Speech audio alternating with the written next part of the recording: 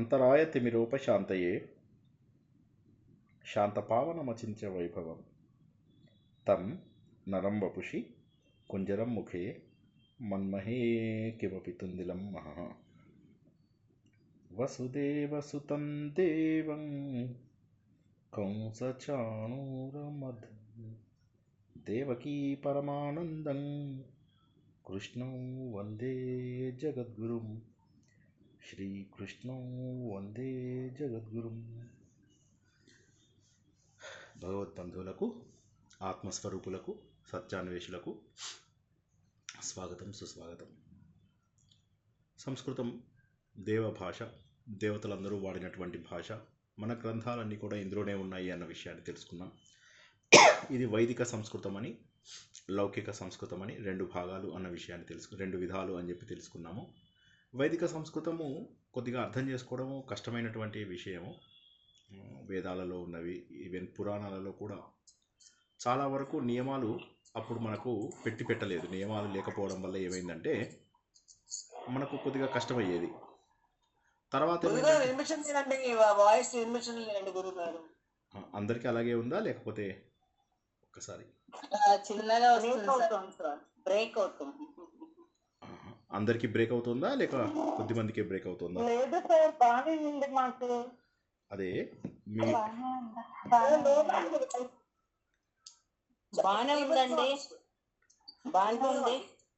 ఒక్కసారి నా పేరు మీద క్లిక్ చేయండి. రైట్ క్లిక్ చేసి అక్కడ నా దాని మీద స్పీకర్ కనిపిస్తుంది, స్పీకర్ బొమ్మ. ఆ స్పీకర్ని ఇంక్రీజ్ చేయండి. ఉదాహరణకి ఒక పేరు మీద క్లిక్ చేసి ఆ పేరు పైన ఒక స్పీకర్ కనిపిస్తుంది, ఆ స్పీకర్ పైన సౌండ్ ఇంక్రీజ్ చేసి చూడండి. సరేనా? ప్రయత్నం చేయండి. లేకపోతే రికార్డింగ్ ఎలాగో ఉంటుంది, కానీ ఇంటర్నెట్ వినిపించకపోయినా బ్రేక్ అయినా నాకు చెప్పండి. తప్పకుండా మనము ఇంటర్నెట్ మారుస్తాను, వేరే దాంట్లోకి మారుస్తాను.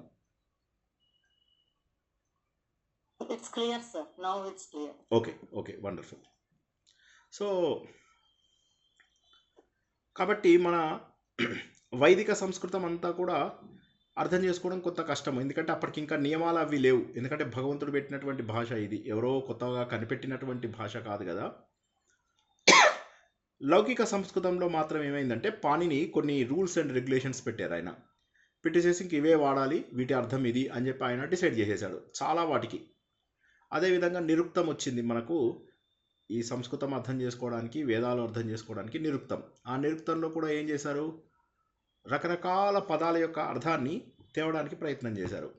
ఉదాహరణకి చెప్పాను, ఇంతకుముందు చాలా రోజుల కింద చెప్పాను, సింహ అంటే ఎలాగా, సింహము అంటే ఏంటి, దేవుడిని సింహ అంటారు. సింహ అంటే లయకారుడు అనే మీనింగ్ రావాలి.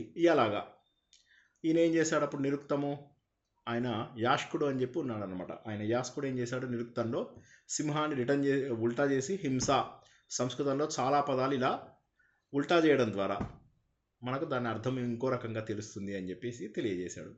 ఆ విధంగా ఏమైందంటే రకరకాలుగా ఒరిజినల్గా వేదాలలో ఉన్నటువంటి సంస్కృతాన్ని అర్థం చేసుకోవడానికి, దాన్ని సరిగా ఇంటర్ప్రిట్ చేసుకోవడానికి చాలా కష్టపడ్డారు.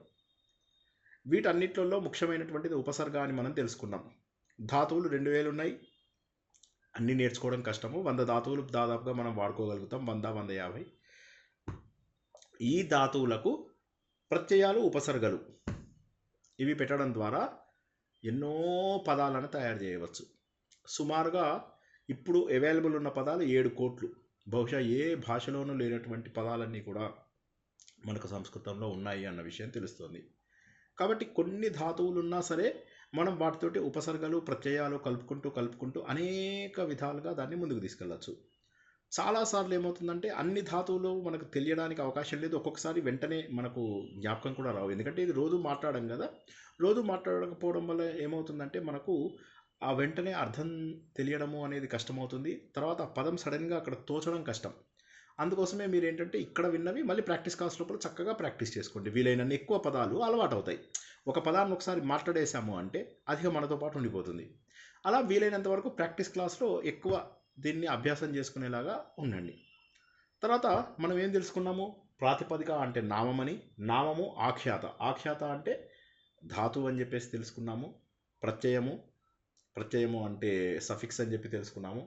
ఉపసర్గ అంటే ప్రిఫిక్స్ అని చెప్పేసి తెలుసుకున్నాము. అవ్యయం, అవ్యయం అంటే ఇది మనకు రేపు విష్ణు సహస్రనామంలో కూడా వస్తుంది. అవ్యయ పురుష సాక్షి అని వస్తుంది కదా. అవ్యయము అంటే ఏంటంటే లింగము, విభక్తి ఇవన్నీ లేని వాటిని అవ్యయం అంటారు. రాత్రి, పగలు, కింద, మీద ఇలాంటివి ఏవైతే పదాలు వస్తాయో ఇవన్నీ కూడా అవ్యయాలు. వీటిని నిపాతాలు అని కూడా అంటారని మనం గత వారం తెలుసుకున్నాం. తెలుసుకున్నాక ఉపసర్గల యొక్క గొప్పతనాన్ని మనం తెలుసుకున్నాం. ఉపసర్గలు ఉండడం వల్ల మనం ఎన్నో పదాలని తెలుసుకోవడం వీలవుతుంది అని చెప్పేసి గత వారం మనము చాలా చక్కగా తెలుసుకున్నాము. దాంట్లో కొన్ని ఉదాహరణలుగా మనం ఏం తెలుసుకున్నాము? హార, హార అంటే మాల అని చెప్పేసి, హార్ అంటే ఓడిపోవడం అని కూడా ఒక అర్థం కదా, అవి తెలుసుకుని ప్రహారం, ప్ర అనేటటువంటి ఉపసర్గను సఫిక్స్ ప్రిఫిక్స్ని కలపడం ద్వారా, హారానికి ప్ర అని కలపడం ద్వారా ప్రహార అంటే కొట్టడము, ఆహార అంటే భోజనము, సంహార అంటే చంపడము, విహార అంటే విహారయాత్రలాగా తిరగడము, పరిహారము అంటే పరిహారం అంటే రెండు అర్థాలు వస్తాయని చెప్పుకున్నాం. ఒకటేమో పరిహారం అంటే కాంపెన్సేషన్ అనే ఒక మీనింగ్ వస్తుంది. ఇంకోటి ఏంటంటే రిజెక్ట్ చేయడం, నేను ఇది ఒప్పుకోను అని చెప్పేసి నిరాకరణ. ఈ రెండు రకాల అర్థాలు వస్తాయి అని చెప్పేసి మనము ఒక ఉదాహరణ హారం అనేటటువంటి ధాతువుని తీసుకుని తిప్పుకున్నాం. తర్వాత రెండోది ఏంటి? గచ్చతి అనేటటువంటి ధాతువుని కూడా మనం తీసుకుని చెప్పుకున్నాం. గచ్చతి అంటే వెళ్ళడం. దీంట్లో ఆగచ్చతి, నిర్గచ్చతి. నిర్గచ్చతి అంటే ఇక్కడి నుంచి వెళ్ళిపోయాడు అంటే ఈ స్థానం నుంచి వెళ్ళిపోయాడు కంప్లీట్గా, వాడిని స్థానం నుంచి తీసేసేయండి, ఈ పదవిలోంచి తీసేసేయండి, అది నిర్గచ్చతి అదనమాట. తర్వాత అనుగచ్చతి. అనుగచ్చతి అంటే ఒక వ్యక్తి వెళ్తున్నాడు అంటే ఇంకొకడు అతన్ని ఫాలో అయ్యి వెళ్తున్నాడు. అనుగచ్చతి. అను అనేదానికి మనము చాలాసార్లు తెలుసుకున్నాము. అనురాగము, అనుబంధము ఇలాంటివన్నీ వస్తాయి అన్న విషయాన్ని గత వారం మనం తెలుసుకున్నాం. అట్లాగే అవగచ్చతి. అవగచ్చతి అంటే అవగతం అంటే అర్థం చేసుకోవడము. అవగచ్చతి అంటే అర్థమైంది, తెలిసింది, నాకు తెలిసిన విషయమే అని చెప్పేసి చెప్తాం కదా. అలాగ మనకు అవగచ్చతి అని చెప్పేసి కూడా మనకు అదొక పదము మనము గత వారము తెలుసుకున్నాం. ఇక్కడ ఎన్ని వచ్చాయి? ఆగచ్చతిలో ఆంగ్ అనేది వచ్చింది, నిర్గచ్చతిలో నిర్ అనేటటువంటిది వచ్చింది, అనుగచ్చతిలో అను అనేది వచ్చింది, అవగచ్చతిలో అవ అనేది వచ్చింది. అధిగచ్చతి. అధిగచ్చతి అంటే సింహాసనం పొందాడు, ప్రాప్తింపబడినది, వచ్చినది, ఎటైన్స్ అని చెప్పేసి ఏదైతే ఉంటుందో ఆ మీనింగ్ తోటి అధిగచ్చతి, సింహాసనాన్ని అధిష్ఠించాడు అని అంటాం కదా, అలా అధి అనేది ఆ మీనింగ్ అనమాట. ప్రతిగచ్చతి. ప్రతిగచ్చతి అంటే వచ్చేసి వెళ్ళిపోయాడు, ఎక్కడి నుంచి అక్కడి నుంచి, మా ఇంటికి వెళ్ళి వెళ్ళిపోయాడు అని చెప్పేసి అంటాం కదా. గచ్చతి, ప్రతిగచ్చతి. ఓకే, వచ్చాడు, వెళ్ళాడు. ఓకే, సో ఈ విధంగా మనము గచ్చతి అనే వాటికి కొన్ని ఉదాహరణలు గత వారం తెలుసుకున్నాం. ఈ వారం ఏం చేద్దాం? ఇంకొక రెండు ధాతువులని తీసుకుని నేర్చుకుని తర్వాత మళ్ళీ కొన్ని ఉపసర్గలు. మనం ఏం చేస్తున్నాము? ధాతువులని నేర్చుకుని ఆ ధాతువుకి వివిధ ఉపసర్గలు తగిలిస్తే వాటి అర్థాలు ఎలా మారుతున్నాయో తెలుసుకుంటున్నాము. తర్వాత మనం ఏం చేస్తున్నాం? ఒక్కొక్క ఉపసర్గ యొక్క వివిధ రూపాలని మనం చూస్తున్నాం. ఇవాళ ఏం చేద్దాము? మనం గత వారం ఇంకా కూడా మనం ఏం తెలుసుకున్నాము? ప్రా అనేటటువంటిది కొన్ని ఉదాహరణలు తెలుసుకున్నాం. ప్రహార, ప్రయోగ, ప్రహరతి, ప్రచలతి, ప్రక్షాళయతి, ప్రభవతి ఇలాంటివన్నీ మనం తెలుసుకున్నాము. ప్రయోజనం. యోజనం అంటే తెలివితేటలు, ప్లానింగ్ అని అనుకున్నాం. ప్రయోజనం అంటే అలాగే ప్రయత్నము, తర్వాత పరీక్షణ. ఓకే, ఇవన్నీ కూడా మనం గత వారము తెలుసుకున్నాం. సో ఇవి తెలుసుకున్నాక మళ్ళీ మనం పరా అనేది కూడా తెలుసుకున్నట్టున్నాం గత వారము. నా జ్ఞాపకాలు పరా తెలుసుకున్నామా గత వారం? పరాజయము, పరాజయము, పరాభవము, పరాక్రమం. చూసారా, క్రమం అంటే సీక్వెన్స్, కానీ పరాక్రమం అంటే అది గొప్ప శక్తిలాగా వచ్చింది. సో టోటల్గా మనకు మీనింగ్ కూడా మారిపోయింది. తర్వాత మనం గత వారం ఏం తెలుసుకున్నాము? అప అనేది కూడా తెలుసుకున్నాము. అపమానము అంటాం, అవమానంని అపమానం, మానాపమానం అంటాం. మనం తెలుగులో రాసేటప్పుడు మానము, అవమానము అని చెప్పి రాస్తాము. అవ అనేది కూడా ఉంది సంస్కృతంలో, కాకపోతే ఇక్కడ ఏంటంటే అపమానము అంటే అవమానం అన్నమాట. మనకు తథా మానాపమానయో అని వస్తుంది అక్కడ. అది చాలామంది తెలియక మానవమానయో అని చెప్పి భగవద్గీతలో చదువుతూ ఉంటారు. అపమానము కానీ అపకారోతి అంటారు. అపకరోతి, అపహరతి, అపవాదము, వాదము, అపవాదము. ఓకే, అలాంటివి అన్నీ కూడా మనం తెలుసుకోవచ్చు. అపమానం అనేది తెలుసుకున్నాము. అపరాధము. ఓకే, ఆపేక్ష. ఇక్కడ ఆపేక్ష అనే దానికి మనము చూసినట్లయితే ఈక్ష అంటే చూడ్డం. ఓకే, ఈక్షతే అనేటటువంటి పదం, ఇది ఒక్కటి కొద్దిగా గుర్తుంచుకోండి. ఈక్షతే అంటే చూడ్డము, ఆపేక్ష అంటే బాగా ప్రేమగా చూడడం అన్నమాట. తర్వాత అలాగా భ్రంశము, అపభ్రంశము. అపభ్రంశం అంటే అన్ని ఇష్టం వచ్చినట్టుగా పడిపోవడం అన్నమాట. ఈ విధంగా అప కూడా మనము గత వారము చూసాము. చూసిన తర్వాత సమ్ కూడా చూసాము గత వారం, నాకు జ్ఞాపకం లేదు, నా నోట్స్లో సమ్ ఉంది. సో ఎనీవే సమ్ కూడా చెప్పానా? సమ్ లేదు చెప్పాను. సార్, అయితే లేదు సార్. లేకపోతే అయితే ఈవెన్ అప్ప కూడా చెప్పలేదు సార్, అప్ప కూడా చెప్పలేదు సార్ లాస్ట్ పరావరకే సార్. ఓ సరే సరే సరే. అయితే మళ్ళీ ఇప్పుడు ఏం చేద్దాము? ముందు మనం ఏం తెలుసుకున్నాము? ధాతువులకి వివిధ ఉపసర్గలు తగిలిచ్చేయడానికి గచ్చతి కానీ, తర్వాత ఇంకోటి ఏం నేర్చుకున్నాము? హరతి అనే దానికి కానీ, రెండింటికి నేర్చుకున్నాము. తర్వాత పర అనేటటువంటి ఉపసర్గల గురించి నేర్చుకున్నాం. ఇవాళ ఏం చేద్దామంటే వదతికి నేర్చుకుందాం. ఓకే, నేను చెప్తాను, మీరు దానికి ఉదాహరణలు చెప్పండి. ఓకేనా? వదతి అంటే అతడు ఇంగ్లీష్లో సమాధానం ఇస్తాడు. సంస్కృతంలో చెప్పండి ఎవరైనా. అతడు ఇంగ్లీష్లో ఉదాహరణం ఇస్తాడు. ఇంగ్లీష్ని ఆంగ్లం అనండి.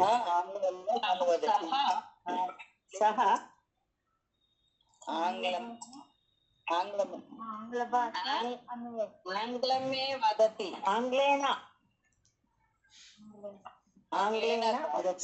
సప్తమి విభక్తి రావాలి. ఆంగ్ల భాష.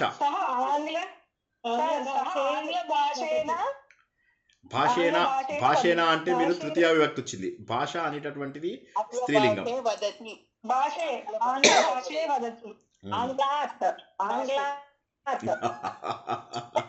చాలా ఇది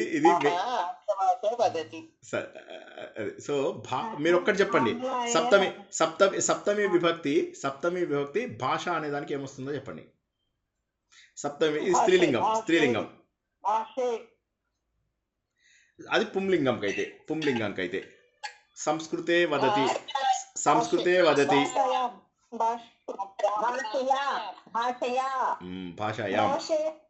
భాషాయాం వదతి. ఓకే, సో ఇది వదతి అని వచ్చింది. ఇప్పుడు ఏం చేస్తున్నాం మనము? తర్వాత ఒక చిలుకని ఏమంటారు? శుకుడు అంటారు. శుకః జనాలందరూ మాట్లాడుతున్న వాటిని రిపీట్ చేస్తుంది. రిపీట్ చేయడాన్ని అనువదతి అంటారు. అంటే రిపీట్ అనేది లేదా దాన్ని అనుసరిస్తుంది, అంటే వాళ్ళు చెప్పిన దాన్ని అనుసరిస్తుంది అని. ఓకే, ఇది ఎవరన్నా ప్రయత్నం చేయండి. శుకః అంటే ఇది. అనువదతి అనేది మీకు ప్రతిసర్గ ఏమంటారు మనం నేర్చుకుంటాం? ఉపసర్గ కలిసినటువంటి ధాతువు వాళ్ళ వాక్యములను అది రిపీట్ చేస్తోంది. చిలుక జనుల యొక్క జనాహ అంటారా? సప్తమి షష్ఠి విభక్తి ఏమొస్తుంది? షష్ఠి ప్లూరల్ ఏమొస్తుంది జనాలకు? జనానాం.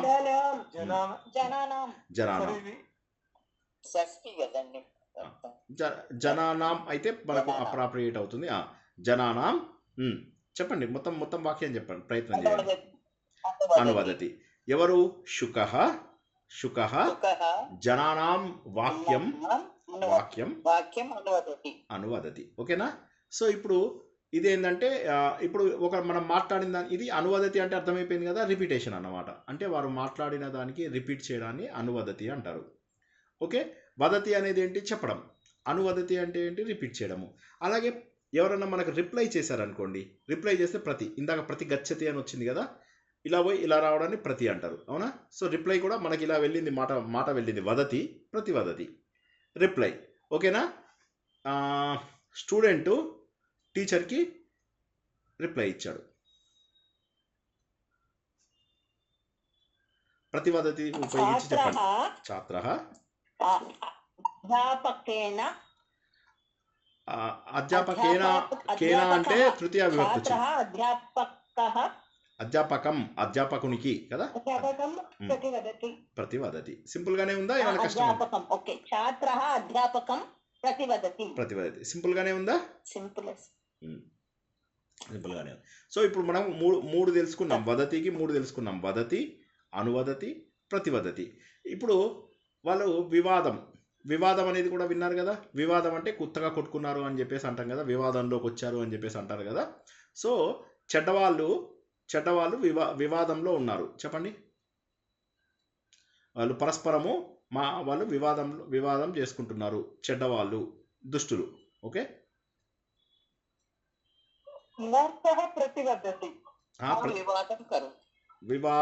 వివాదం కరోతి కరెక్టే. దుష్టాహ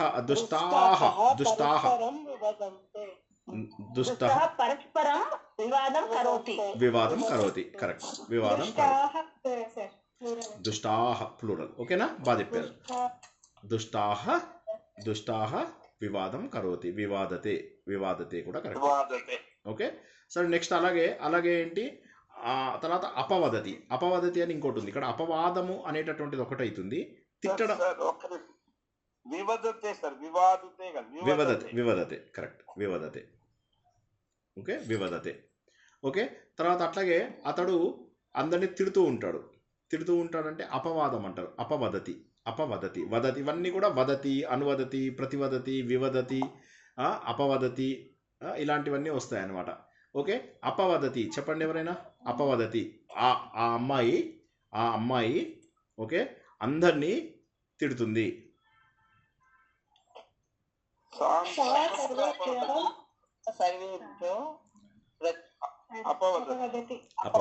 అపవదతి. సో ఈ విధంగా మనకు. అలాగే ఇప్పుడు మనం ఏంటి నయతి అనేటటువంటి ధాతువు తీసుకున్నాం. గత వారం 2 ధాతువులు తీసుకున్నాం. ఈ వారం ఇంకో 2 ధాతువులు. గత వారం తీసుకున్న ధాతువులు ఏంటి? హరతి అనేది తీసుకున్నాము. తర్వాత ఇంకోటి ఏం తీసుకున్నాము? గచ్చతి తీసుకున్నాము. ఈ వారము వదతి అనేది తీసుకుని మనము దాని మీద నేర్చుకున్నాము. ఓకే. ఇప్పుడు నయతి మీద తీసుకుందాము. నయతిని నీ ధాతువు అంటారు అన్నమాట. ఓకే. నీ ధాతువు మీద మనము కాస్త చూసుకుందాం. ఓకేనా? ఓకే. ఇది ఓకే. అక్కడి నుంచి తీసుకురా. నయతి అతడు అక్కడి నుంచి తీసుకెళ్ళాడు, లేకపోతే తీసుకెళ్ళాడు. ఒక వస్తువు, ఒక వ్యక్తి తీసుకెళ్ళాడు. ఒక వస్తువు, పుస్తకం తీసుకెళ్ళాడు.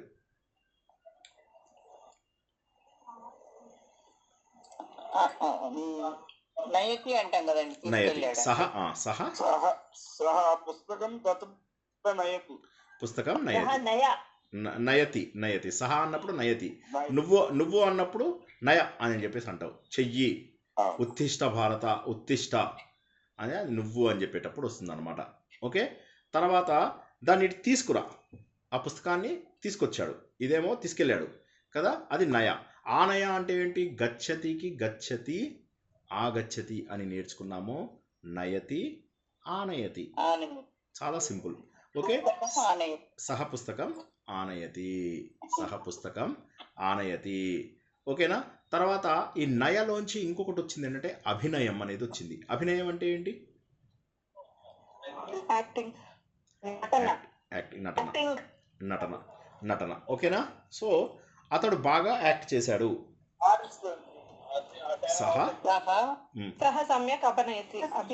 అభినయతి.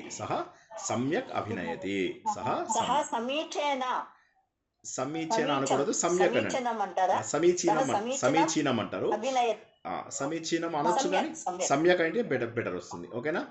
తర్వాత ఇప్పుడు నయతిలో ఎన్ని వస్తున్నాయో చూడండి. నయతి ఎక్కడి నుంచో డిస్టర్బెన్స్ వస్తున్నట్టుందండి. డిస్టర్బెన్స్. సమ్యక్ అభినయతి.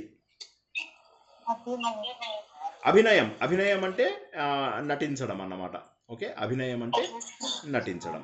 ఓకేనా? క్లియర్గా ఉందా? ఇప్పుడు నెక్స్ట్ ఈ నయం చూడండి. నయతి, ఆనయతి, అభినయతి, పరిణయతి. పరిణయం అంటే ఏంటి? పెళ్లి చేసుకోవడం. సీత కాదు.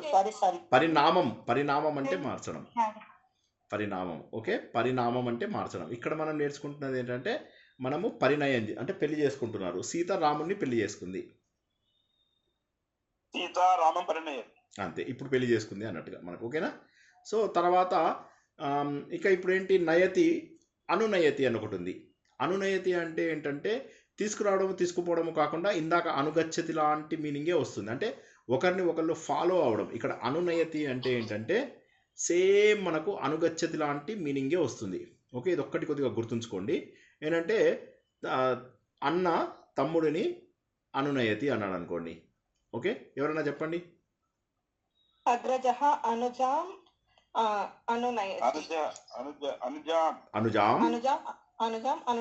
అనునయతి అంటే వాడిని ఫాలో అయి వెళ్ళాడు అనేటటువంటి అర్థాన్ని కూడా మనం ఇక్కడ తీసుకోవచ్చు అన్నమాట. అలాగే నిర్ణయం అని కూడా ఒకటి మనం వాడుకోవచ్చు. నిర్ణయం అంటే ఏంటి? నయము, నిర్ణయం అంటే డిసైడ్ చేసుకోవడం.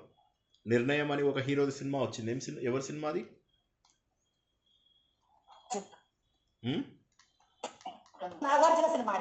నాగార్జున సినిమా. Very good, perfect. సో ఏ రోజైనా సినిమాలదైతే యాక్యురేట్గా వస్తున్నాయి, ఇవాళ సంస్కృతం కూడా యాక్యురేట్ వచ్చింది. So wonderful. సో నిర్ణయం. ఓకే, అతడే డెసిషన్ తీసుకోగలడు. సో ఏవ నిర్ణయం. సో ఏవ ఏవా అనేది వస్తుంది.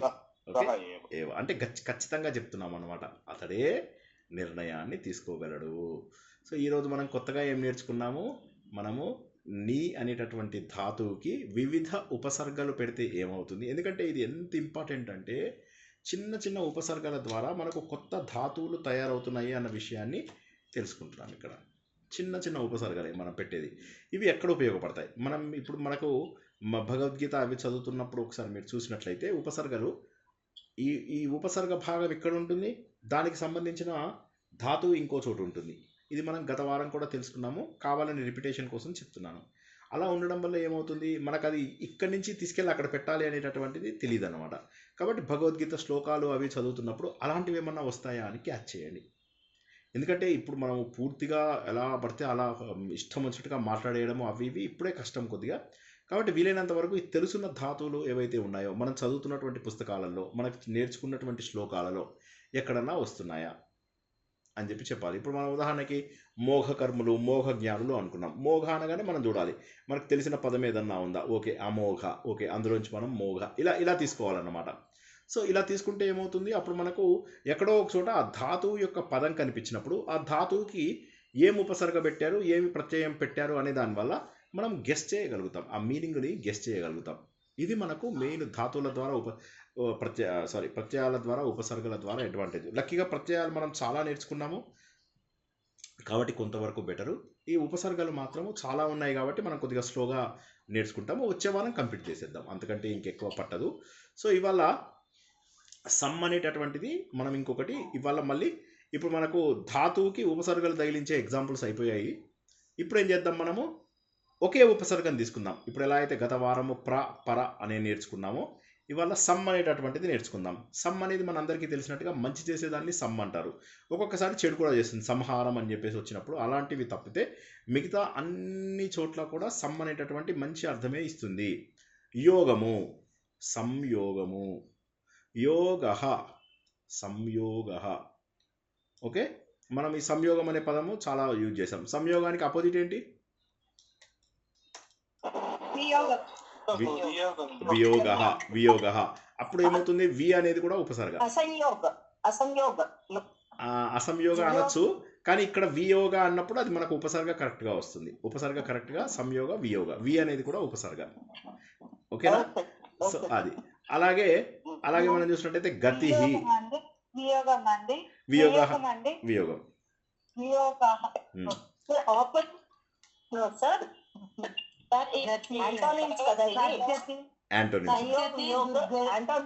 యాంటోనిమ్స్.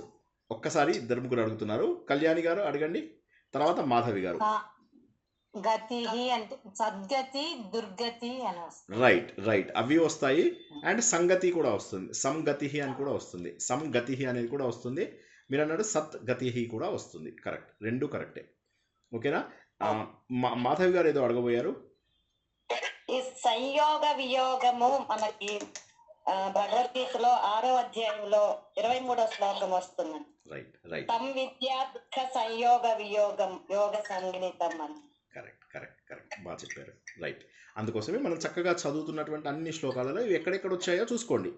ఓకే, ఇప్పుడు నేను ఇచ్చేటటువంటి బ్రీఫ్ ఇంట్రడక్షన్ని మీరు చదువుతున్న శ్లోకాలలో, ఇప్పుడు మీరు అందరూ విష్ణు సహస్రనామం నేర్చుకున్నారు, లలిత సహస్రనామం నేర్చుకున్నారు, భగవద్గీత నేర్చుకున్నారు. చక్కగా అందులో ఎక్కడెక్కడ వచ్చింది అని చూసి కనుక డివైడ్ చేసుకోగలిగితే మీ అంతటా మీరు శ్లోకాల వివరణ తెలుసుకోవచ్చు. ఇది మనకు యాక్చువల్గా భగవద్గీత సమగ్ర అవగాహన అని ఒక గ్రూప్ స్టార్ట్ చేసాం మనం. కాకపోతే ఏమైందంటే నాకు సమయం లేక దాన్ని నేను ఇది చేయలేకపోయాను. అందులో ఇవన్నీ చెప్పేవాడిని, ఒక్కొక్క అక్షరాన్ని విడదీసి చెప్తుండేవాడిని అనమాట. చూద్దాం, వీలైతే మనకు ఈ 6 నెలల్లో ఏదైనా ఒక స్లాట్ ఖాళీ అయితే తప్పకుండా అది చెప్పుకోవడానికి మనము ప్రయత్నం చేద్దాం. బట్ చాలా వరకు మీరు అర్థం చేసుకోగలుగుతున్నారు. That is very very good. అలాగే భవతి అంటే ఏంటి, ఉండడం. సంభవతి అంటే ఒక ఇన్సిడెంట్ లాగా జరగడము అనేది కూడా వస్తుంది, సంభవం. ఓకే, సో ఇలాగ ఏమవుతుందంటే మనకు ఒకటి తెలుసుకున్నట్లయితే మనకి ఇంకా కొత్తవన్నీ కూడా ఈజీగా అవుతాయి. అలాగే మానము, మానంకి మానం అంటే వాడికి మంచిగా గర్వం ఉంది, వాడికి మంచిగా వాడంటే వాడికి సెల్ఫ్ రెస్పెక్ట్ ఉంది అనుకుంటాం. సమ్మానము అంటే గౌరవించడం, వేరే వాళ్ళు వచ్చేసి వాళ్ళకి షాల్వా కప్పి సన్మానం చేయడం అన్నమాట. సో ఇలాగా మనకు అవమానం అవమానము అవ అనేది అది మనం నేర్చుకున్నప్పుడు చెప్పుకుందాం. ఓకే, అవ అని నేర్చుకున్నప్పుడు అది చెప్పుకుందాం. అలాగే ఇప్పుడు బోధనం అన్నారు అనుకోండి. బోధనం అంటే చెప్పడం. సంబోధనం అంటే సంబోధన ఇప్పుడు మనకు పేరుతో పిలవడం. ఇప్పుడు చూసారా, ఇప్పుడు ఏమైపోయింది, వాళ్ళని పిలిచే పద్ధతి అని చెప్పేసి మారిపోయింది అన్నమాట. అంటే చిన్న ఇదే కానీ అలా. ఇప్పుడు అలాగే భాషణం, సంభాషణం, కొద్ది అర్థం తేడాతో చెప్పండి ఎవరైనా. భాషణము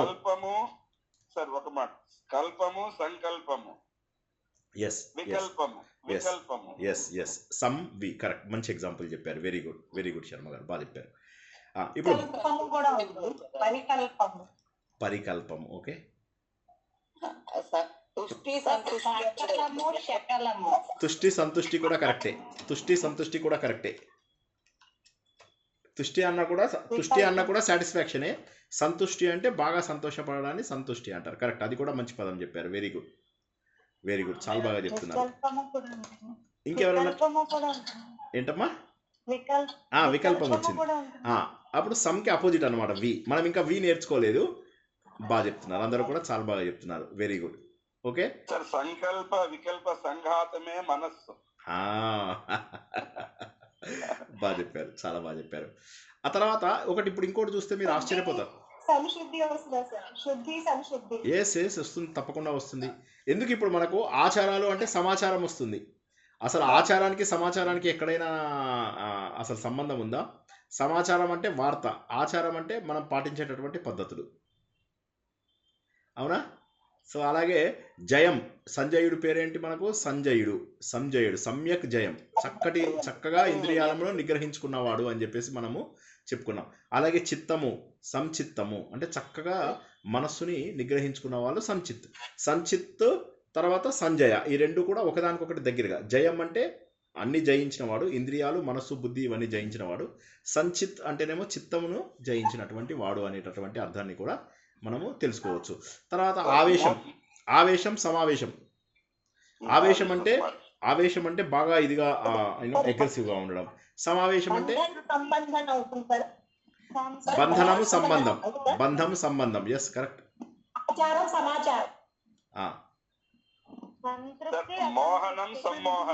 మోహనం, సమ్మోహనం. ఆరంభం, సమారంభం. సంతృప్తి, అసంతృప్తి. ఓకే, అసంతృప్తి ఇప్పుడు అసంతృప్తి చెప్పకండి, ఎందుకంటే సమ్ అనేది నేర్చుకుంటున్నాం. అసంతృప్తి బదులు వితృప్తి ఏమన్నా ఉందేమో చూడండి. అలాగా మనం విసర్గ నేర్చుకుంటున్నాం కాబట్టి విసర్గకు సంబంధించింది చెప్పండి. చాలా బాగా చెప్తున్నారు అందరూ కూడా. తప్పకుండా వస్తుంది, మోహనం, సమ్మోహనం. అలాగే సన్యాసం, న్యాసం, సన్యాసం అని చెప్పి నేర్చుకున్నాం. ఆరాధన, సమారాధన, కీర్తన, సంకీర్తన. చాలా బాగా చెప్పారు. వండర్ఫుల్. సో చూసారా, సంవిధ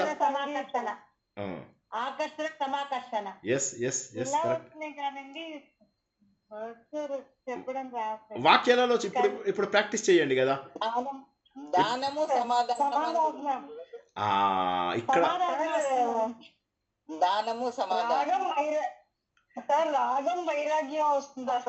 రాగం అనే దాంట్లోంచే వైరాగ్యం. వి ప్లస్ రాగము వైరాగ్యం వస్తుంది. అది ఓకే, వైరాగ్యం వస్తుంది. సంభాషణ వచ్చింది, కరెక్ట్. సన్యాసం, అలాగే సన్యాసం కూడా వచ్చింది మనకు. ఓకే, సమ్యక్ న్యాసము, సమారాధన కూడా వచ్చింది. కరెక్ట్. వండర్ఫుల్. సంగతి వస్తుంది. సంగతి అంటే మంచి గతి, సమ్యక్ గతి, మంచి గతి. అవును, వస్తుంది. ఇప్పుడు అణు నేర్చుకుందాం. ఆల్రెడీ అయితే మనం ఆల్రెడీ బోల్డ్ అండ్ ఎగ్జాంపుల్స్ చెప్పాము కాబట్టి ఇది ఫాస్ట్గా చెప్తే ఇంకొకటైనా చెప్పుకో. ఎంత టైం? 9:28. ఇంకొకటి 2 చెప్పుకుందాం, సరేనా? కొద్దిగా ఇంకొక 5 నిమిషాలు ఎక్స్టెండ్ చేద్దాం, ఏమనుకోవద్దు. ఓకే, అణు మీద 2-3 చెప్పండి. అనుసరతి. నెక్స్ట్ అనుకరోతి, అనుగచ్చతి, ఇందాక నేర్చుకున్నాం కదా అన్ని. అనువదతి, అనుభవతి అనుభవతి, అనువదతి చెప్పారు. ఇందాకే మనం బోర్డు నేర్చుకున్నాం కదా. సరతి అనుసరతి అనుకరణ సరతి సరతి అనుసరతి హా. భవం అనుభవం అనుశాసనం సార్. కల్పితము అసంకల్పితము కాదు కాదు, అది ఇక్కడ రాదు, అనుతో రాదు అది. శాసనము అనుశాసనం. శాసనం అనుశాసనం కరెక్ట్.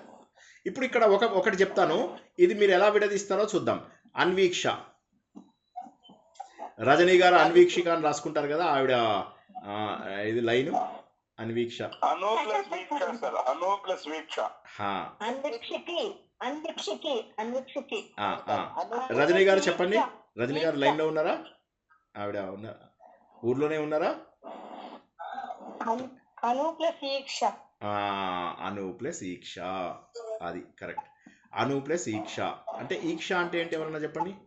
ఇందాక చెప్పాను ఈక్ష అంటే ఏంటో. సో ఇక్కడ కొద్దిగా మారిందన్నమాట. ఇక్కడ ఏమైంది మనకు, అను ప్లస్ ఈక్ష అన్వీక్ష అయింది. వా అనేటటువంటి ఒక పదము యాడ్ అయింది. ఈ వా అనే పదం ఇంకో దానికి కూడా యాడ్ అవుతుంది. ఏషనం అని ఒక పదం ఉంది. ఓకే, దానికి అను ప్లస్ వేషనం, అను ప్లస్ ఏషనం అన్వేషణం. సో ఇది ఏషనం.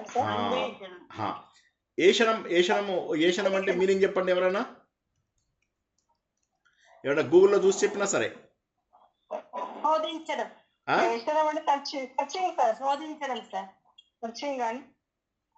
ఏషనము వెతకడం. ఇంకా ఇంకొక మీనింగ్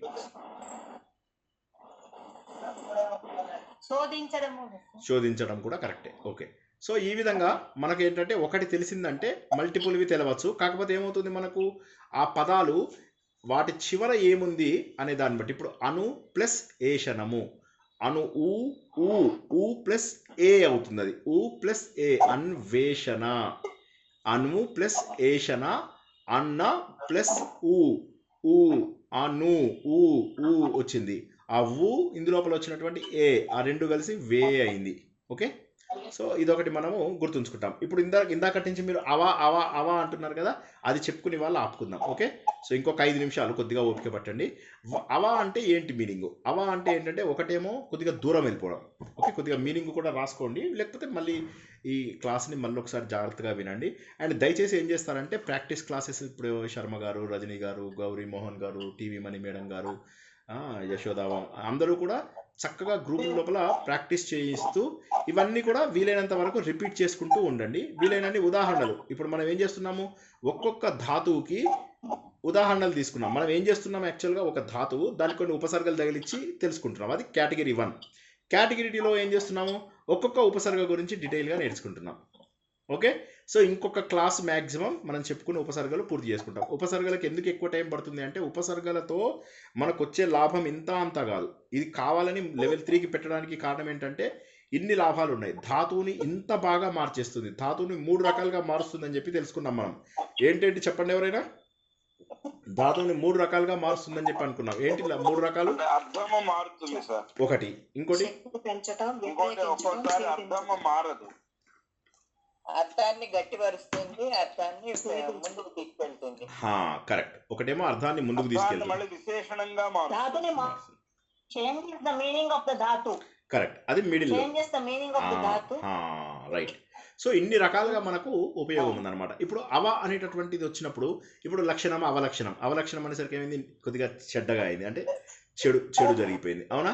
అంటే బుర, అంటే మనకేంటంటే బ్యాడ్, నీచము, హీనము, దూరము, అంటే సత్య దూరానికి తీసుకెళ్లేది, బ్యాడ్గా ఉండేది, వరస్ట్గా ఉండేది, మనకి చిన్నగా చూపించేది, ఇవన్నీ కూడా మనకేమవుతాయంటే నెగటివ్ సెన్స్ వచ్చేవి ఎక్కువగా. ఒక్క అవగతం వదిలేసి మిగతావి చాలా వరకు అవ అనేటటువంటిది మనకు నెగిటివ్గా వస్తుంది. అయితే కొన్నిట్లలో మనకు అది పాజిటివ్గా కూడా వస్తుంది. ఉదాహరణకి ఇప్పుడు రోహ అని ఒక పదం ఉంది. రోహ అంటే తెలుసా ఎవరికైనా? అవరోహం, ఆరోహం అంటే అవరోహం. ఆ రోహ అంటే వెళ్ళడం అని చెప్పి, ఆ రోహ లోపల ఆరోహం అవరోహం అంటే అసెండింగ్ డిసెండింగ్. సో అలాంటి చోటుల కొద్ది అంటే అక్కడ చెడు ఏమీ లేదు. బేసికల్లీ అవ అంటే అక్కడ కిందికి వెళ్ళడం అనే మీనింగ్ వస్తుంది. సో బేసికల్లీ నీచము, బ్యాడ్, నీచము, హీనము, చెడు అనే అర్థాలతో పాటుగా కిందికి అనేటటువంటిది కూడా అర్థం చేసుకోండి. ఒక్కటి ఇక్కడ అవ అంటే ఏంటంటే ఆరోహణ అవరోహణ అంటారు అదేనా? అవునమ్మా, కరెక్ట్, అదే ఆరోహణ అవరోహణ. ఆరో రుక్షు అంటారు, జ్ఞాపకం ఉందా? మీరు అది మనం భగవద్గీతలో విన్నాము. ముముక్షు లాగా ఆరో రుక్షు అని చెప్పేసి నేర్చుకున్నాం. కరెక్ట్. ఆ ఆరోహం అక్కడ ఆరోహణ, అక్కడ ఏమైంది? ఆరోహణ ప్లస్ ముముక్షువులు. Correct correct. అక్కడ ఆరోహణము ముముక్షువుల్లో ఉన్నటువంటి అక్షు కనుక యాడ్ అయినట్లయితే అక్కడ ఏమైపోయింది? ఆరో వృక్షు అయింది. అలాగే ముక్తిని కోరేటటువంటి వాడు ముముక్షు అయ్యాడు. సో చూసారా, అంటే ఇలాగ మనము కొద్దిగా అటు ఇటు చేసుకుంటూ మనము వాటి పదాల యొక్క అర్థాన్ని మనం నేర్చుకోవచ్చు. ఉదాహరణకి జ్ఞ అన్నారనుకోండి. జ్ఞ అంటే ఏంటి? జ్ఞ అనే పదం దేన్ని చెప్తుంది? జ్ఞ జ్ఞ జ్ఞ ఎంతైంది టైం? 8:34. జ్ఞ అంటే ఏంటి? జ్ఞ అంటే జ్ఞానము, జానాతి జానాతి. అవజ్ఞ అంటే అవజ్ఞ అవజ్ఞ అవజ్ఞతి ఆ? అంటే తెలియకపోవడం సార్. అవజ్ఞ చెడుగా తెలియడం అని. అవునా? ఇప్పుడు నేను ఏమన్నాను? నేను చెప్పిన వాటి లోపల చెప్పండి. నేను ఇప్పుడు చెప్పినవి ఉన్నాయి కదా, అందులోంచి ఎగ్జాంపుల్ చెప్పండి. ఇప్పుడు నేనేమన్నాను? చెడు, నీచము, హీనము, అట్లాగా. అంటే కొద్దిగా డిస్రెస్పెక్ట్ చేయడం, అంటే చెడుగా తెలుసుకోవడము. ఓకేనా? మ్యాలైన్ చేయడం లాంటి మీనింగ్. జ్ఞ అంటే మంచిగా తెలుసుకోవడము, అవజ్ఞ అంటే చెడుగా తెలుసుకోవడము అని చెప్పి. డిస్రెస్పెక్ట్ఫుల్ అనుకోండి, డిస్రెస్పెక్ట్ఫుల్ అనుకోవచ్చు. ఓకే. గుణము, అవగుణము. చెప్పండి. గుణం అంటే ఏంటి? గుణాలు అంటే క్యారెక్టరిస్టిక్స్. అవగుణాలు అంటే చెడ్డ గుణాలు. గుడ్ క్వాలిటీ ఇది బ్యాడ్ క్వాలిటీ. ఓకేనా? అట్లా చెప్పండి. గచ్చతి వెళ్ళటం. అవును. అవగచ్చతి అండర్స్టాండింగ్. అండర్ అంటే ఇక్కడ నీచే అయింది, చూసారా? అండర్ అంటే ఇక్కడ కిందికి వెళ్ళడం. అవరోహం లాగా అవగచ్చతి. కరెక్ట్. అవగచ్చతి, అవరోహం. మంచి ఎగ్జాంపుల్ చెప్పారు. కరెక్ట్. ఇది మనకు 2 చోట్ల కూడా వాడుకోవచ్చు. చెప్పండి శర్మ గారు, ఇంకేదో చెప్తున్నారు? ఓకే. చెప్పండి చెప్పండి, ఒకటి తర్వాత ఒకటి చెప్పండి.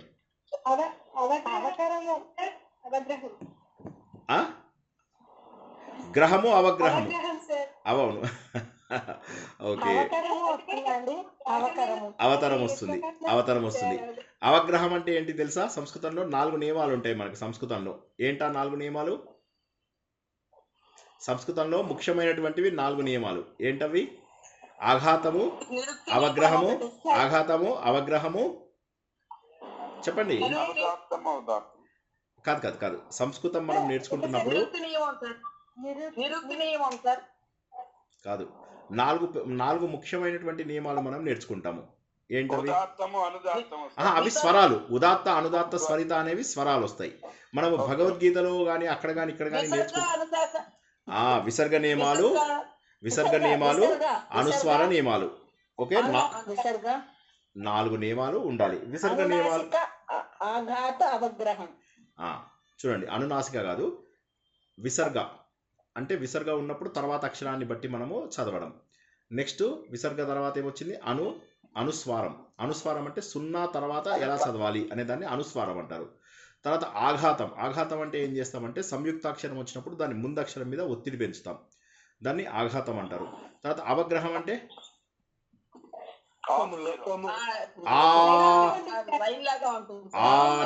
అని యాడ్ చేయేదాన్ని అవగ్రహం అంటారు. ఓకేనా? అని అంటే ఇప్పుడు ఆ మధ్య లోపల ఒక అక్షరం బదులుగా ఎస్ లాంటిది పెడితే ఏంటంటే అక్కడ మనము అలా పెడితే దాన్ని అవగ్రహం. సో ఈ 4 నియమాలు మనం పారాయణం చేస్తున్నప్పుడు తప్పకుండా పాటించవలసినటువంటి నియమాలు అన్నమాట. ఓకే. సో నెక్స్ట్ ఇంకోటి ఉంది, గణనం అంటే లెక్కించడం కదా, అంతే కదా? కుల గణనము, మనుషుల గణనము. ఓకే, ఇవన్నీ జరుగుతుంటాయి కదా. అలాగే అవగణనం అని ఒకటి ఉంది. అవగణనం అంటే లెక్క చేయకపోవడం, అంటే వాడిని చాలా నీచంగా చూడడం, వాడిని అసలు వాడి మాటలు పట్టించుకోకుండా ఉండడం, దాన్ని అవగణనం అంటారు. సో ఇప్పుడు చూసారా, లెక్కించడాన్ని అవగణనానికి ఎంత తేడా ఉందో చూసుకోండి. సో ఇది అనేటటువంటిది ఏమవుతుందంటే మనకు చెడు మీనింగ్ని ఇచ్చే అవకాశం ఉంది ఒకసారి, అంటే చాలా వరకు చెడు మీనింగే ఇస్తుంది. తర్వాత మీకు ఇప్పుడు శేషము, అవశేషము అంటారు. శేషం అంటే ఏమో రిమైండరు, అవశేషం అంటే కూడా దాదాపు రిమైండరే, కాకపోతే అవశేషం అంటే మిగిలిపోయిన వస్తువు అని, మిగిలిపోయిన పదార్థము, మిగిలిపోయిన వస్తువు, ఇలాంటి వాటన్నిటికీ మనము అవశేషాలు అని చెప్పేసి అంటాం అన్నమాట. శేషము, అవశేషము అంటే ఇంకా బాగా పాడైపోయి మిగిలిపోయినటువంటి వాటిని, అంటే శేషం అనే దానికే కంటిన్యూ చేస్తూ అది అవశేషం అయిపోయింది. అవశేషం అంటే ఏంటి? చాలా పాడైపోయి మిగిలిపోయినటువంటి ఐటమ్స్ అన్నమాట. సో ఈ విధంగా మనము చెప్పండి ప్లీజ్. అవశేషం అంటే ఇంకా శిథిలం అయిపోయి శిథిలం అయిపోయి కరెక్ట్ కరెక్ట్. సార్ అక్షి అవనాక్షి. అక్షి అవనాక్షి ఉందేమో మరి. అంటే అక్షి అంటే చూసేది, అవనాక్షి ఉందా తెలియదు మరి, నాకు విన్నట్టుగా లేదు. ఉండొచ్చేమో, అంటే ఉండొచ్చు, నాకు తెలియదు, నాకైతే తెలియదు ఇక్కడ మీనింగ్. వెంకటేశ్వర గుడి దగ్గర నాగలాపురం నారాయణవనంలో వెంకటేశ్వర స్వామి వాళ్ళకు అమ్మవారి కులదేవత అవనాక్షమ్మ అంటారు. అవనాక్షి అంటే చెడు కాకపోవచ్చు అక్కడ నా ఉద్దేశము. ఎందుకంటే అక్షి అంటే జనరల్లీ కళ్ళు. సో అవనాక్షి అంటే అవని అంటే భూమి అంతా కళ్ళు కలిగినది కూడా అయ్యుండొచ్చేమో, నాకు తెలియదు. అవని అంటే భూమి అని కూడా మీనింగ్ వస్తుంది కదా. అంటే సార్ అదే మీనింగ్ వస్తుంది అనుకుంటా, నా ఉద్దేశం అది అయ్యుండొచ్చు. బట్ అవ ఇక్కడ ఆ అవ ఇది ఈ అవ ఆక్షి కాకపోవచ్చు అని నేను అనుకుంటున్నా. అవనాక్షి అంటే నా ఉద్దేశము భూమి అంతా కూడా కళ్ళు కలిగినది అన్నటువంటి మీనింగ్ అయి ఉండవచ్చు. మీనాక్షి, విశాలాక్షి, కామాక్షి ఇవన్నీ ఉన్నాయి కదా, అలాంటి మీనింగ్ అయి ఉండొచ్చు. అక్షి అంటే కనులు కలిగినది అని చెప్పి మీనింగు. సో అట్లా ఓకేనా సార్? ఒక స్పెషల్ క్యారెక్టర్ చేద్దాం సార్. చెప్పండి చెప్పండి. విశేషణంగా మారిపోతుంది. ఇప్పుడు భవతి అసమాపక క్రియ, అవును. అనుభవతి సమాపక క్రియ. భవతి అంటే సహ భవతి అంటే అది పూర్తి కాలేదు సెంటెన్స్. అవును. ఏమవుతాడు? ఏమి కాదు. సహ కిం అనుభవతి అంటే సహ దుఃఖం అనుభవతి, సహ సుఖం అనుభవతి, సహ ఆనందం అనుభవతి. Correct correct. సో అసమాపక క్రియను సమాపక క్రియ చేసింది ఉపసర్గ. చాలా బ్యూటిఫుల్ ఎగ్జాంపుల్ చెప్పారు. కరెక్ట్ కరెక్ట్, మంచిగా చెప్పారు. వండర్ఫుల్, చాలా బ్యూటిఫుల్ ఎగ్జాంపుల్ చెప్పారు శర్మ గారు, చాలా బాగా చెప్పారు. వండర్ఫుల్. ఇంకెవరైనా ఏమన్నా మంచి ఎగ్జాంపుల్స్ లాంటివి ఏమైనా చెప్పగలుగుతారా? నాకు తోచినవి నేను రాసుకున్నవి చెప్పగలిగాను. ఇంకా కూడా బోలెడ్ ఎగ్జాంపుల్స్ మీరు ఆన్లైన్లో అక్కడ చూసి బాగా ప్రాక్టీస్ చేసుకోండి వీలైనన్ని. నేను కొన్నే చెప్పగలిగాను, నాకు జ్ఞాపకం ఉందని నేను ప్రిపేర్ అయినవి మాత్రమే చెప్పాను. సో మీరు వీలైనన్ని పుస్తకాలలో కానీ ఇంకెక్కడైనా కానీ చూసి నేర్చుకోండి. ఒకటే గుర్తుంచుకోండి, ఉపసర్గకు ఎందుకు ఇంత సమయం తీసుకుంటున్నాం మనం అనేది అర్థం చేసుకోండి అంతే. మీకు ఒక్కసారి కనుక మీరు ఏమన్నా కథలు చదివినా లేకపోతే మీరు పుస్తకాలు చదివినా మీకు ఎవ్రీ 2-3 లైన్లకి కనీసం 1-2 ఉపసర్గలు లేకపోతే నా పేరు తీసేస్తా. అందుకోసమని ఉపసర్గలకి మీరు ఎంత విలువ, ఎందుకంటే ధాతువులు మీరు అన్ని నోటికి పట్టడం కష్టం. వీలైనని నోటికి పట్టండి. గ్రంథాలు చదువుతుంటే దాదాపుగా మీకు అర్థమైపోతుంటాయి. 1-2 చిన్నగా అర్థం కాకపోయినా ఒక సెంటెన్స్ని బట్టి మనం ఫామ్ చేసుకోవచ్చు కొద్దిగా వీలైనంతగా. ఇప్పుడు నేను చదువుతుంటే నాకు దగ్గర 60-70. ఇప్పుడు నేను భారతం కూడా మీ అందరికీ చెప్తున్నాను కాబట్టి నేనేం చేస్తున్నాను, నేను జనరల్లీ ఆ స్టోరీనే చదువుతాను, ఈ శ్లోకం పెద్దగా చదవను. కానీ ఈ మధ్య ఇంతకుముందు నుంచి శ్లోకం కూడా చదవడం మొదలెట్టి అది కొద్దిగా చూసుకొని ఇటు పక్కన భావంతో పోల్చుకొని చూసుకున్నాను అనమాట. అలాగా చెయ్యండి వీలైతే. అలాంటివి ఏమన్నా రామాయణము, భారతం ఇవన్నీ మనకు మెయిన్లీ గీతా ప్రెస్ వాళ్ళవి కొనుక్కుని జస్ట్ ఇక్కడ పక్కన శ్లోకం చూడండి, దానికి పక్కన అర్థం చూసుకుంటే మీకు ఏమవుతుంది తెలుసా, చాలా వరకు మీకు అర్థమైనట్టే అనిపిస్తుంది.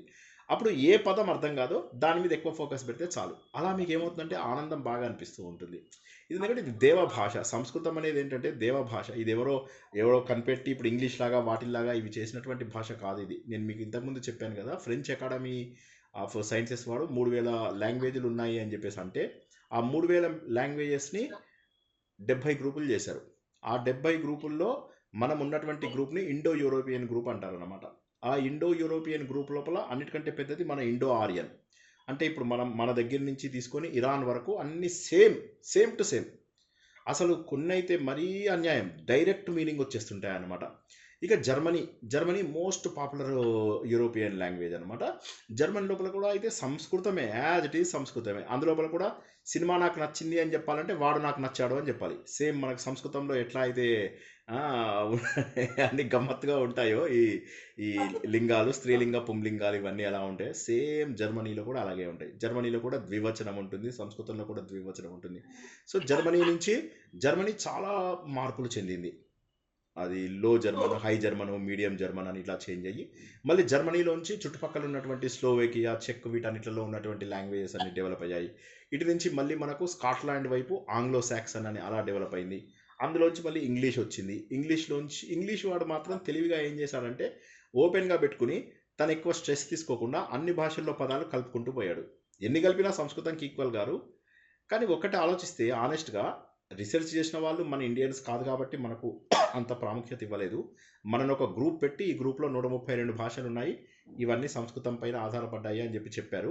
మిగతావి యూరోప్ పైన ఆధారపడ్డాయి అని చెప్పారు. అంతేగాని ప్రపంచ దేశాలన్నిటికీ కూడా సంస్కృతమే మూలం అని చెప్పి నాకు అనిపిస్తుంది. ఎందుకంటే ఏ భాషలు చూసినా మళ్ళీ దాదాపుగా సంస్కృతం ఎక్కడో ఒక చోట ఏ కంట్రీకైనా వెళ్ళి చూడండి, వాళ్ళ భాష మాట్లాడుతుంటే మనకు అర్థమవుతుంది ఎక్కడో డయాలెక్ట్ చేంజ్ అయింది.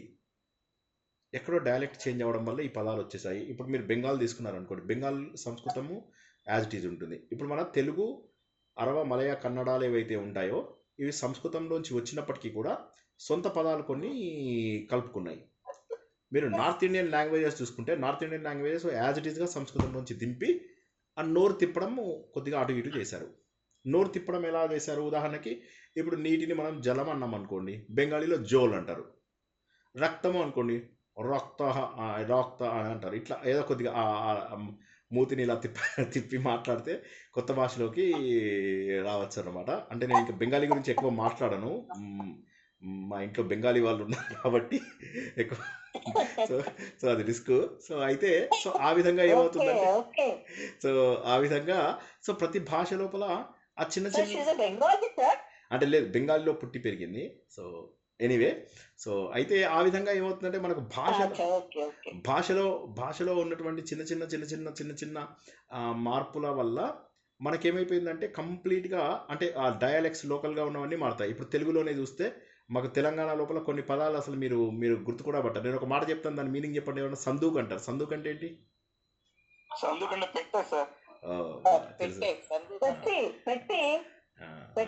అదే మాకు తెలుగులో ఆ పదం మేము వాడతాం. అంటే హిందీ, ఉర్దూ ఇవన్నీ కూడా కలిపేసి మేము తెలుగులో కూడా మేము ఇచ్చేస్తాం. సో అట్లాగా మళ్ళీ మేము రోడ్డు దగ్గర వెళ్ళేదాన్ని మేము సడక్ పొంటి ఎట్లా పోతున్నాడు అంటే ఇలాంటి పదాలన్నీ ఏమవుతాయంటే వేరే పక్కపక్కన ఉన్న భాషల యొక్క ఇన్ఫ్లుయెన్స్ లోకల్గా అనరాక వచ్చినటువంటి ఇప్పుడు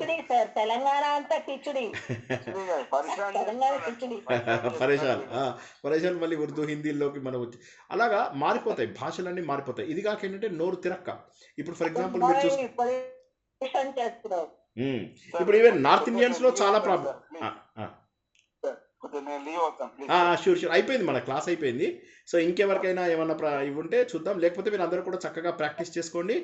ఓకే, మళ్ళీ నెక్స్ట్ క్లాస్ లోపల కలుద్దాము. రేపు తీర్థయాత్ర కుంభమేళా ఉంది. మీరు మీ మిత్రులు ఇంకా ఎవరున్నా కూడా వారందరూ కూడా జాయిన్ అవ్వచ్చు. జాయిన్ అయ్యి మీకు కావాల్సిన ప్రశ్నలన్నీ అడిగితే దానికి వీలైనన్ని ప్రశ్నలకు జవాబులు నేను ఇవ్వడానికి ప్రయత్నం చేస్తాను. రేపు తీర్థయాత్ర గ్రూప్ లోపల మనకు ప్రవచనం ఉంటుంది. ఆత్మసుఖము వీడిని ఆట కొరకు పాత్రపోషణ చేసి సూత్రధారి విశ్రమించదని పాదం ఆశ్రయించి పరమకరుణాంతరంగా శ్రీ పాండురంగ. జై శ్రీకృష్ణ. అందరికీ కూడా శుభరాత్రి. ప్రాక్టీస్ మటుకు అందరూ బాగా చేసుకోండి, అందరూ చక్కగా ప్రాక్టీస్ చేసుకోండి. Thank you very much everyone. శుభం.